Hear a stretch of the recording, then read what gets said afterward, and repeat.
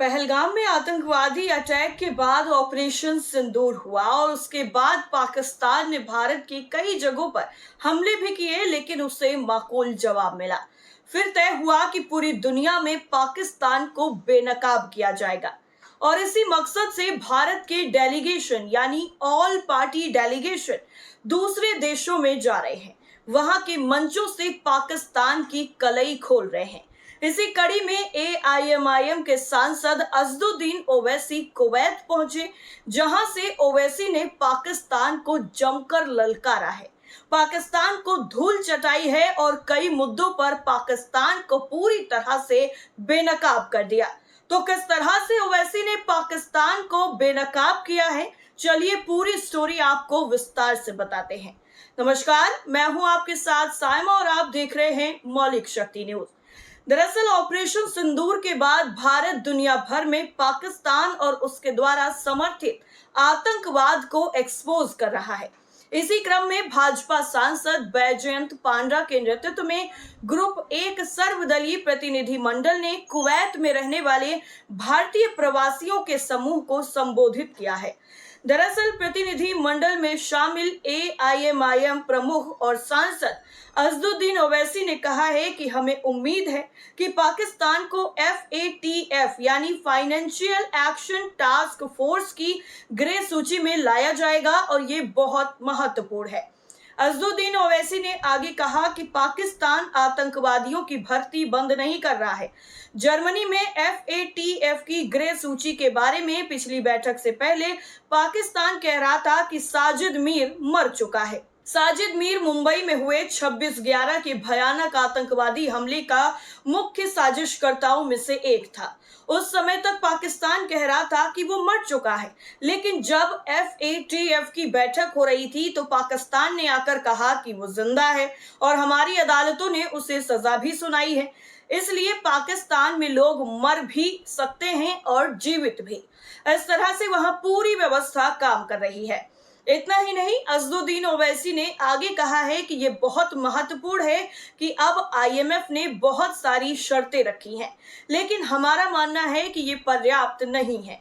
ओवैसी ने आगे कहा कि पाक को FATF की ग्रे सूची में वापस लाना होगा और इसके लिए उन्होंने आगे कहा कि कुवैत के पास GCC के महासचिव हैं और उन्हें पाकिस्तान को FATF की ग्रे सूची में वापस लाने में भारत की मदद करने में महत्वपूर्ण भूमिका निभानी होगी। अजदुद्दीन ओवैसी यही नहीं रुकते हैं, वो आगे कहते हैं कि पाकिस्तान धार्मिक मुद्दों का इस्तेमाल कर भारत को निशाना बना रहा है और वो ऐसा ना करे। ओवैसी आगे कहते हैं कि भारत में पाकिस्तान से ज्यादा मुसलमान हैं।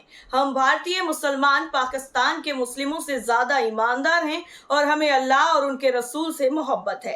इतना ही नहीं, एआईएमआईएम चीफ अजदुद्दीन ओवैसी ने कुवैत में पाकिस्तानी के आर्मी चीफ को स्टूपिड जोकर तक कह दिया है। उन्होंने कहा है कि नकल करने के लिए भी दिमाग की जरूरत होती है, लेकिन पाकिस्तान के पास तो वो भी नहीं है।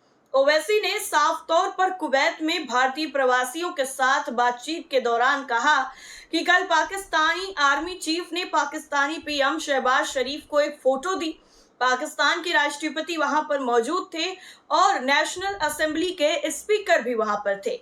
ये स्टूपिड जोकर भारत के साथ में प्रतिस्पर्धा करना चाहते हैं। उन्होंने 2019 की चीनी सेना की ड्रिल की एक फोटो दी थी, जिसमें यह दावा किया गया था कि ये भारत पर जीत है। ओवैसी आगे कहते हैं कि पाकिस्तान भारत के खिलाफ धर्म का मुद्दा नहीं उठा सकता, क्योंकि भारत में पाकिस्तान से ज्यादा मुस्लिम आबादी है और भारतीय मुसलमान पाकिस्तान से कहीं ज्यादा ईमानदार और देशभक्त हैं।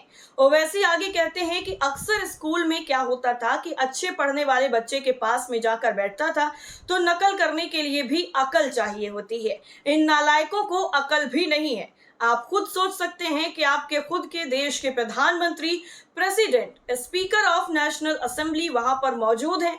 आपके सो कॉल्ड फील्ड मार्शल भी वहां पर थे। वो चीनी ड्रिल की एक फोटो दे रहे हैं। पाकिस्तान जो कुछ भी कह रहा है उसे चुटकी भर नमक के साथ भी ना ले। इस तरीके से ओवैसी ने पाकिस्तान की बखिया उधेड़ कर रख दी है। एआईएमआईएम सांसद ने आगे कहा है कि पाकिस्तान को एक बार फिर financial action action task force यानी FATF की ग्रे लिस्ट में लाया जाना चाहिए। ने आशंका जताई है कि पाकिस्तान को जो $2 अरब का IMF लोन मिला है वो उसका इस्तेमाल सेना और आतंकी संगठनों को समर्थन देने में कर सकता है। FATF की ग्रे लिस्ट में आने से किसी देश की वित्तीय गतिविधियों पर सख्त निगरानी होती है। पाकिस्तान की हरकतें देखकर उसे दोबारा इस लिस्ट में शामिल करना बेहद जरूरी है। आपको बता दें कि ओवैसी उस सर्वदलीय डेलीगेशन का हिस्सा है जो पहलगाम आतंकी हमले के बाद पाकिस्तान का असली चेहरा बेनकाब करने के लिए विदेश के दौरे पर हैं। इससे पहले वो बहरीन भी पहुंचे थे। यहां पर भी ओवैसी ने पाकिस्तान पर सीधा निशाना साधा था। ओवैसी ने कहा कि हमारी सरकार ने हमें यहां इसलिए भेजा है ताकि दुनिया को पता चले कि भारत पिछले कई सालों से किस खतरे का सामना कर रहा है। हमने कई निर्दोष लोगों की जान गंवाई है। ये सब समस्या पाकिस्तान से ही पैदा होती है। दरअसल भारत ने 22 अप्रैल को हुए पहलगाम आतंकी हमले के बाद किए ऑपरेशन सिंदूर का मकसद बताने और पाकिस्तान का असल चेहरा दुनिया के सामने लाने के लिए देश के 59 सांसदों को 33 देशों में भेजा है, जिसमें 59 सांसद 7 सर्वदलीय टीमों डेलीगेशन में बटे हैं। कुवैत में सर्वदलीय प्रतिनिधिमंडल में ओवैसी और बैजयंत पांडा के अलावा बीजेपी सांसद निशिकांत दुबे, बीजेपी सांसद फागनोन कोन्याक, बीजेपी सांसद रेखा शर्मा, सतनाम सिंह संधू, गुलाम नबी आजाद और पूर्व राजनयिक हर्ष श्रृंगला भी शामिल हैं। जिस तरीके से ओवैसी ने बुरी तरीके से पाकिस्तान को लताड़ा है, उसके बाद AIMIM सांसद असदुद्दीन ओवैसी की जो तारीफ है वो खूब हो रही है। दरअसल जिस तरीके से ओवैसी ने पाकिस्तान पर हमला किया है, उसके बाद पाक सेना प्रमुख आसिम मुनीर और प्रधानमंत्री शहबाज शरीफ बुरी तरीके से बौखला उठे हैं और वो नींद उनको नहीं आएगी। जिस तरह से पाकिस्तान की भारत विरोधी तस्वीरों को बेनकाब किया है ओवैसी ने, ओवैसी की संपत्ति जानकर बिलावल भुट्टो भी हैरान रह जाएंगे, जबकि शहबाज और मुनीर को कटोरा उठाना पड़ सकता है।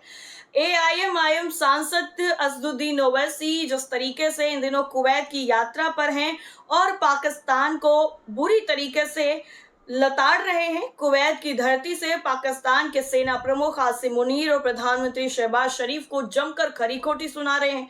पहलगाम आतंकी हमले और ऑपरेशन सिंदूर के बाद पाकिस्तान भारत को लेकर दुनिया के सामने झूठी बातें और तस्वीरें पेश कर रहा है। असदुद्दीन ओवैसी ने आसिम मुनीर और पाकिस्तानी सेना को बुरी तरीके से बेनकाब कर दिया। सबसे बड़ी बात यह है कि असदुद्दीन ओवैसी अमीर सांसदों में से एक हैं और जिस तरह से ओवैसी ने इस बार पाकिस्तान को आईना दिखाया है वो पाकिस्तानियों के लिए बहुत बड़ा सबक है।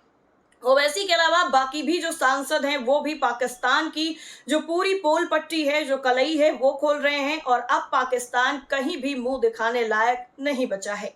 इस पूरी रिपोर्ट को लेकर आपकी राय क्या है, कमेंट करके जरूर बताएं। फिलहाल के लिए इतना ही। नमस्कार।